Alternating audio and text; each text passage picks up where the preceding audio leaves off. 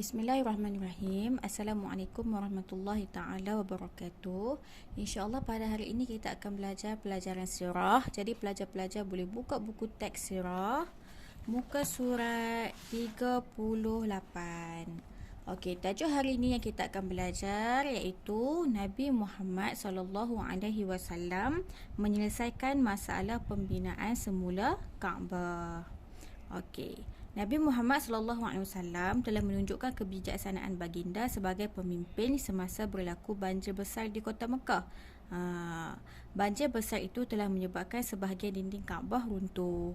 Pada ketika itu Nabi Muhammad SAW berumur 35 tahun. Pernah satu ketika berlaku banjir besar, yang mana banjir besar itu telah menyebabkan ada sebahagian dinding Kaabah runtuh. Tengok peringatan yang kedua, orang Arab Quraisy membina semula bahagian Kaabah yang runtuh itu. Nabi Muhammad SAW turut sama membantu. Apabila kerja-kerja membina semula Kaabah itu selesai, timbul suatu masalah baru. Okey, selepas berlaku kebanjiran di Kaabah itu yang telah menyebabkan dinding Kaabah runtuh, maka semua orang Arab Quraisy yang ada pada ketika itu, orang Arab Quraisy yang ada pada ketika itulah mereka membina semula bahagian-bahagian Kaabah yang telah runtuh itu. Nabi Muhammad juga termasuk orang yang turut membantu untuk membina semula Kaabah itu. Cumanya selepas itu, bila dah selesai bina Kaabah, sebahagian Kaabah tu, berlakulah satu masalah, iaitu masalah apa? Ketua kaum Quraisy berebut-rebut hendak mengangkat dan meletakkan Hajarul Aswad ke tempat asalnya. Lepas dah selesai bina Kaabah, ketua-ketua Quraisy yang ada pada ketika itu, depa berebut-rebut nak angkat, nak letak Hajarul Aswad yang warna hitam tu dekat tempat asal dia. Hajarul Aswad itu perlu diletakkan semula di sudut sebelah timur bangunan Kaabah. Hajarul Aswad tu tempat dia kat mana? Tempat asalnya ialah di sudut sebelah timur bangunan Kaabah. Kat tempat tu lah yang dia pun nak letak sangat Hajarul Aswad tu. Pakat berebut. Dia ni nak letak, dia ni pun nak letak, dia tu pun nak letak. Jadi satu masalah. Mereka berselisih faham tentang siapa yang paling layak melakukan tugasan itu. Pakat-pakat macam rasa akulah nak letak, kan, pakat bergaduh. Jadi mereka hampir bergaduh disebabkan hal tersebut. Akhirnya mereka bersetuju melantik seorang hakim untuk menyelesaikan perkara tersebut.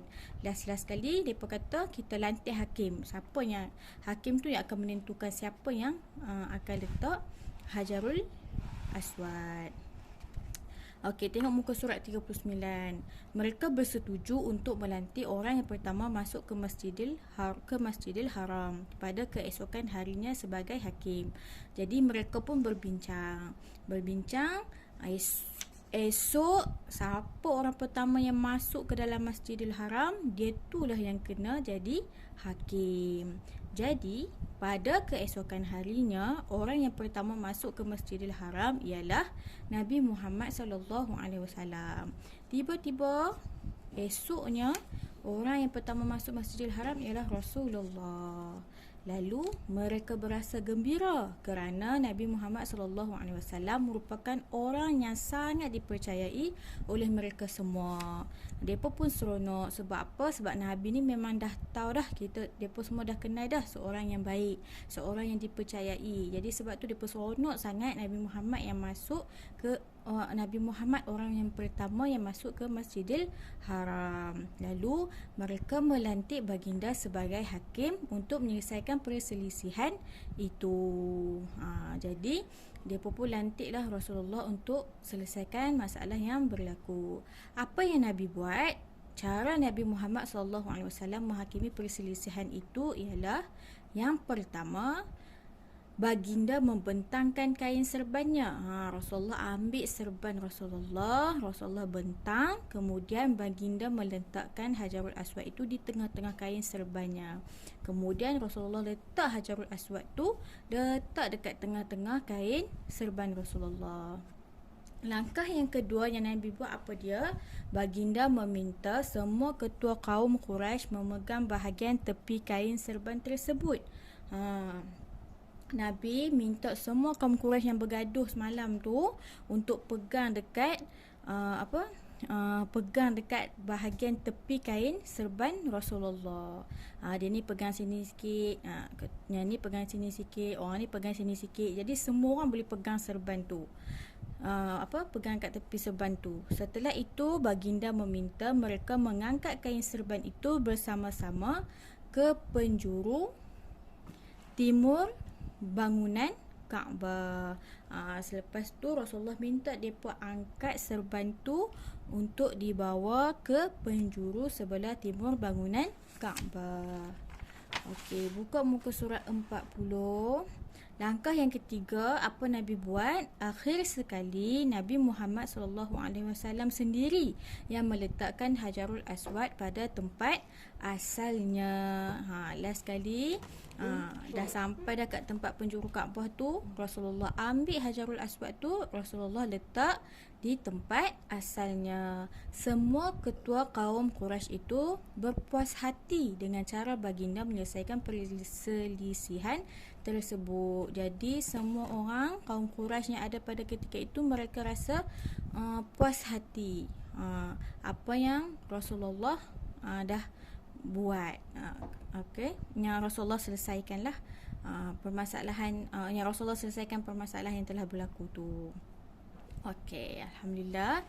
Okey, pelajar-pelajar boleh buat latihan dalam buku latihan sirah. Okey, jawab soalan-soalan di bawah. Yang pertama, mengapakah sebahagian dinding Kaabah runtuh? Sebab apa sebahagian dinding Kaabah runtuh? Tadi mula-mula sudah ceritakan ada banjir. Yang kedua, berapakah umur Nabi Muhammad SAW ketika kejadian itu berlaku? Umur berapa? Ada tadi saya bagi tahu. Yang ketiga, mengapakah ketua kaum Quraisy berebut-rebut? Sebab apa kaum Quraisy ni berebut-rebut nak angkat? Berebut-rebut kenapa? Sebab apa? Yang keempat, di manakah kedudukan asal Hajarul Aswad? Di mana? Tadi saya sebut dah. Yang kelima, mengapakah mereka melantik Nabi Muhammad sebagai hakim? Macam mana boleh mereka lantik? Sebab apa mereka lantik Nabi Muhammad sebagai hakim? Okey, jadi pelajar-pelajar boleh jawab dalam buku buku tulis. Jadi selamat menjawab pada semua pelajar.